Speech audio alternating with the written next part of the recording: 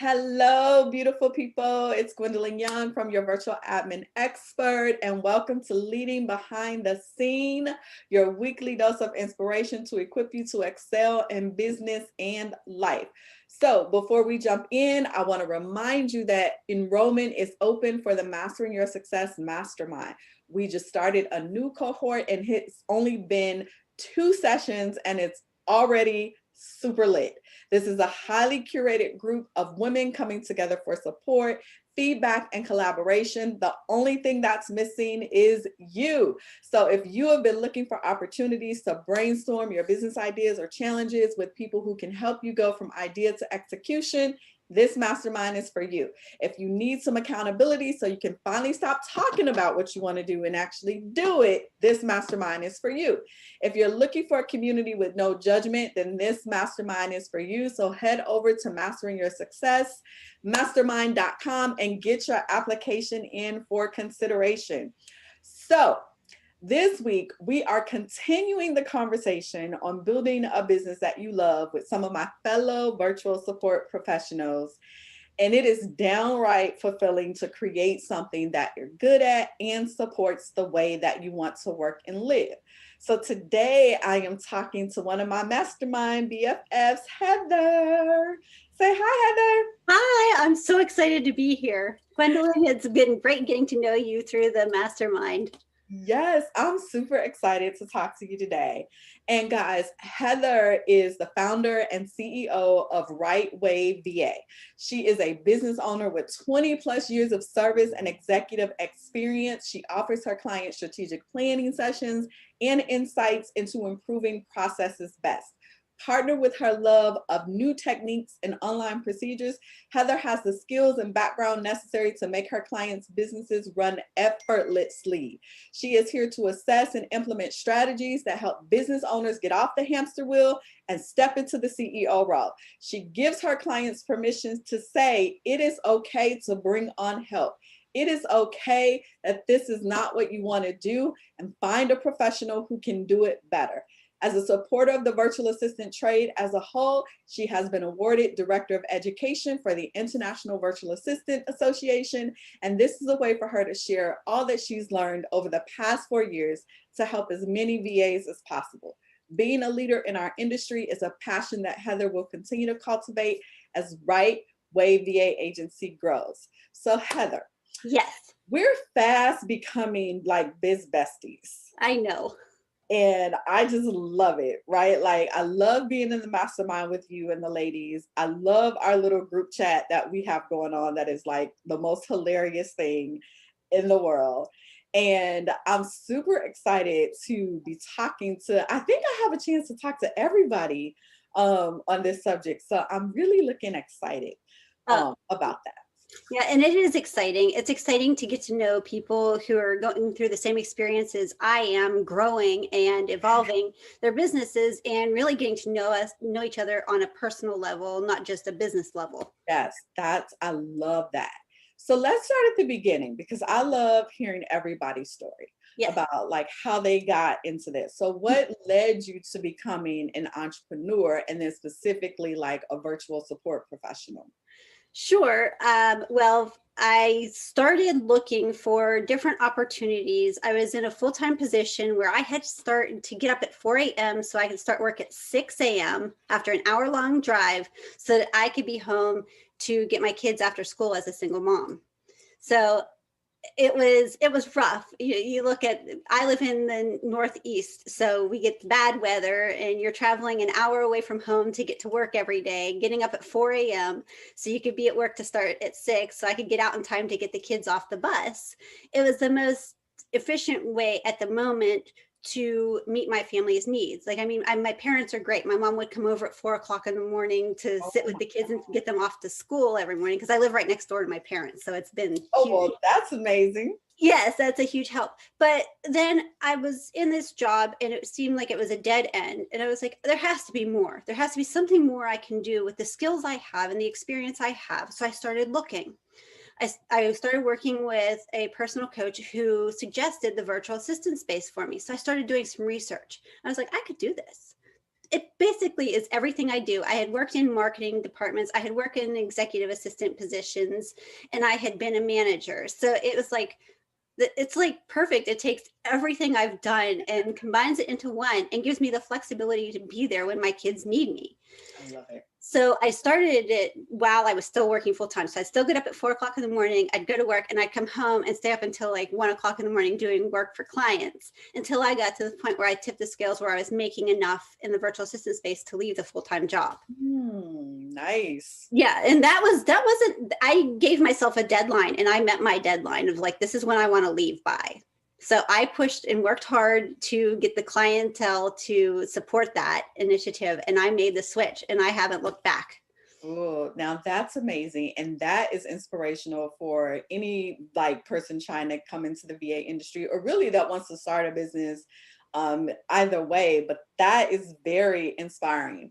So what was like the crucial factor for you, like as you were building your business? Because like I'm sure you probably started out solo, like pretty much every support professional in the world starts out solo and then started to make this move towards an agency. So what was like a critical moment where you were like, okay, I can't just like build a business. I have to build this thing that I love that's going to help support like my life the way that I want to work and live. Like what was a crucial moment for you in that? Well, I'm a middle-aged woman. I'm 46 years old now. I don't know if that's even considered middle-aged anymore, but and so you start looking at your health changing. And my dad ended up having triple bypass at a very young age. And about a year ago, or it was a little over a year ago, I have like back problems and I kept having this pain that would go across between my shoulder blades. And the first thing I kept thinking was, it's my heart, because that's an indicator for women. And then I started thinking, oh my God, if something were to happen to me, what happens to my clients? What happens to my family?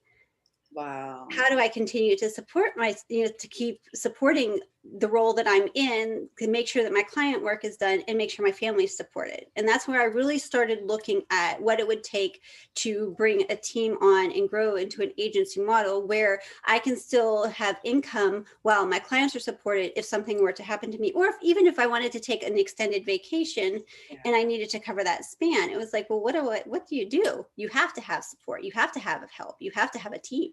Yeah. And that's so important for us, right, in this space. And I don't think we think about it early enough when we start our VA business. I wish somebody was having these conversations when I first came into this space, because it's like, that's a real thing for us. Because if we're not working, we're not getting paid. Right. And so, but life is still happening, right? So it's like, what are you supposed to do when life happens and you still need income, but you can't actually work? Right. When you were like, when I was in corporate America, like, oh, there was sick leave, there was PTO, there was, short-term disability and all these things. And then it was just like, there's nothing. Right. Exactly. There's nothing. And if something were to happen to you, heaven should forbid, then your family literally is left with nothing. Yeah. And as a single parent who's still, I have teenagers, I have college coming. Ooh. So how do you, and of course my children don't want to go anywhere near home. So then you start looking at the cost of a college education, and how are you going to do that without putting them in a mountain of debt before they ever hit what they want to do in their lives. So it was like, no, I need to take this to the next level. I need to be able to get to a point where I can support enough clients by doing the work I love and still be able to reach the goals I want for myself, not only being able to help my children, but the life I want to have. Absolutely. So what's the best thing that you love about your business? I love that not 2 days are ever the same. Now that is the truth. They aren't. It's like one day can be one way and you say, oh, this is the way it's going to go. This is awesome. And then the next morning you wake up and it's like a bomb went off and the whole, like a tornado hit and everything's completely changed. And that's part of what I love about it, is that you can plan to a point, but then you never know what's coming. And there's always some surprise, and it teaches you to learn something new and continually evolve and grow within yourself. And that's part of what I love about it. I love learning the new things. I love learning how to handle situations better. I love learning those tips and tricks of how to communicate better with clients, how to instill that sense of responsibility in my team along with myself. And bringing on the team takes that responsibility level to a whole different ball game. It's nowhere near the same responsibility as when it was just myself. It's like, no.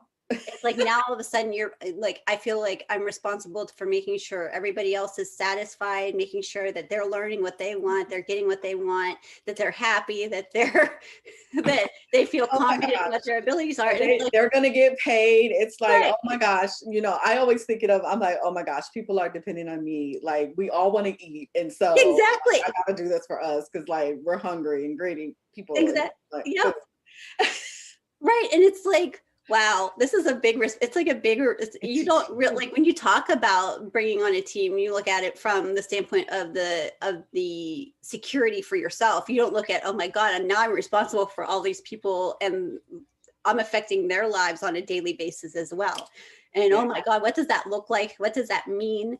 And how to take ownership of my role in that and my emotional well-being so that I can be there for them, not only for them as a team, my clients, but also my family. It makes you really take stock into what you're investing your time in, what's taking up space within your head, your heart, and making sure that it's not wasted on erroneous nonsense that you just don't need to deal with anymore.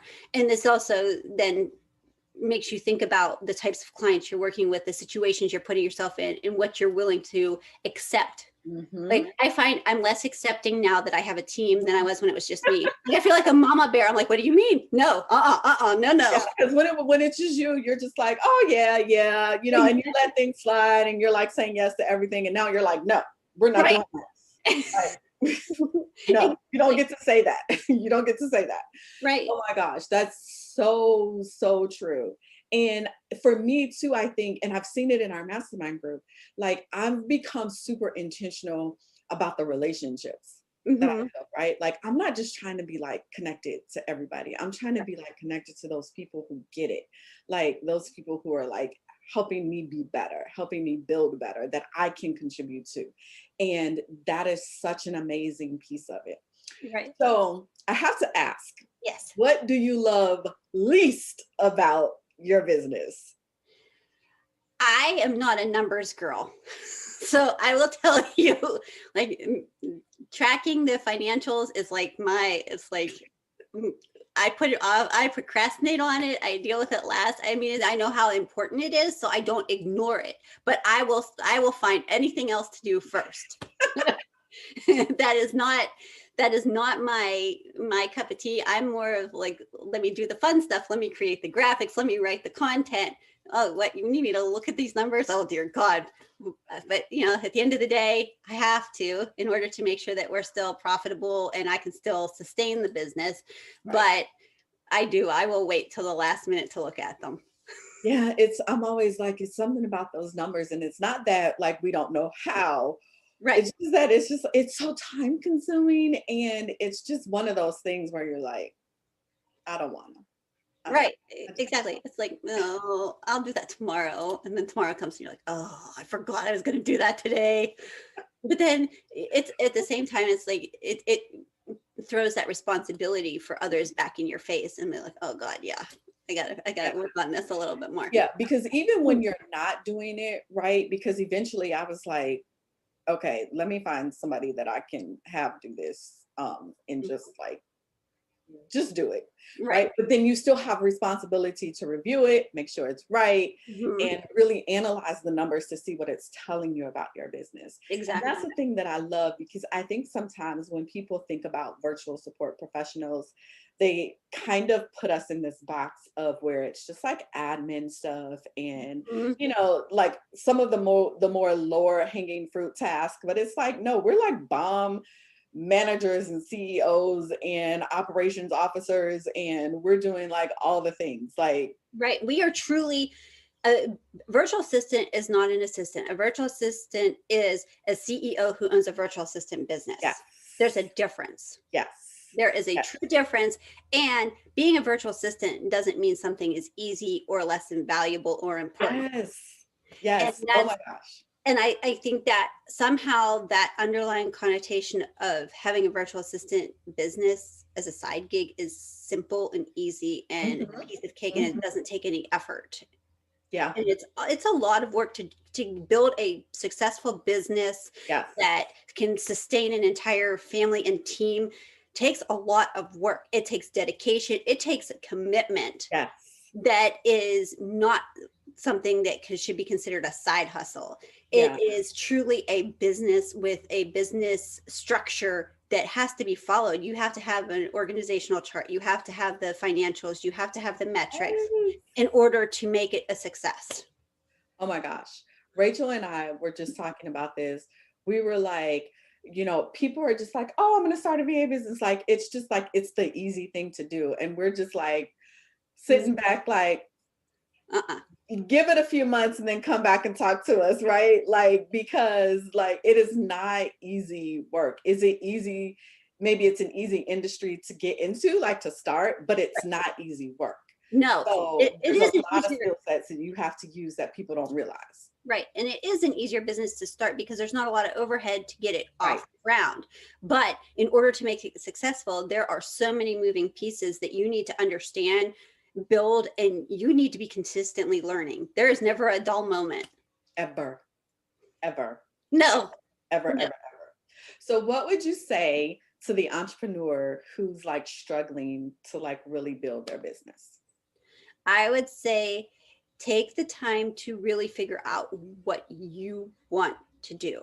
Because in business, there's a lot that you feel like you have to do in order to be successful. Oh, I have to do it this way. I have to do it this way. No, you don't have to do it any certain way. You can build a business that works for you. You just have to take what you enjoy and what works for you and make it a system that will allow you to grow that business. Like I said, those organizational charts, the finances, the creating the goals and the metrics, it all matters. But to create a system of that you can manage, maintain, because maintaining it and keeping that in check is the hardest part.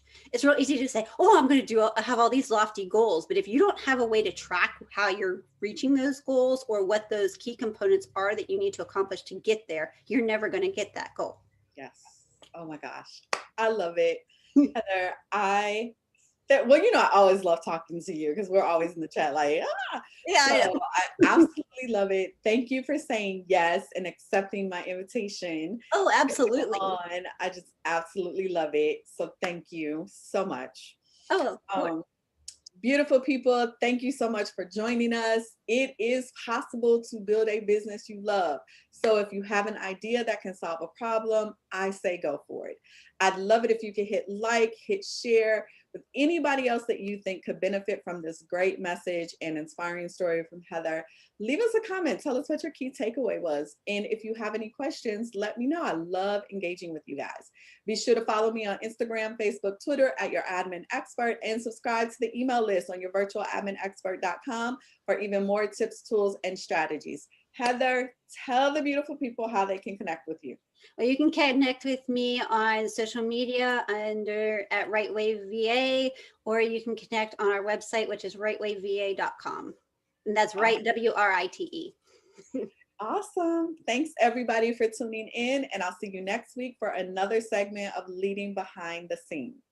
Thank you.